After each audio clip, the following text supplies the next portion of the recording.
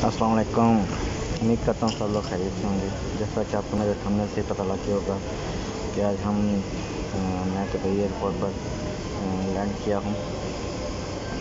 मेरी फ़्लाइट है, इसके बाद नेक्स्ट फ़्लाइट मेरी जो है वो बुखारेस्ट रोमानिया के लिए है। तो आज का दिन बहुत ही लकी है। इस दिन के लिए 9 माह इंतज़ार करना पड़ा। तो अब इंशाल्लाह मेरी 6:55 पे फ़्लाइट है रोमानिया की। तो इंतज़ार में बैठे हैं, वेट कर रहे हैं। तो आज मैं बहुत खुश हूँ। मेरा वीज़ा भी लग गया है और टिकट भी हो गई थी मुल्तान से। तो कल रात से जाग रहा हूँ, अभी तक सोया नहीं हूँ क्योंकि रात को 2 बजे निकले थे लाहौर से और अभी पहुँचे हैं दुबई।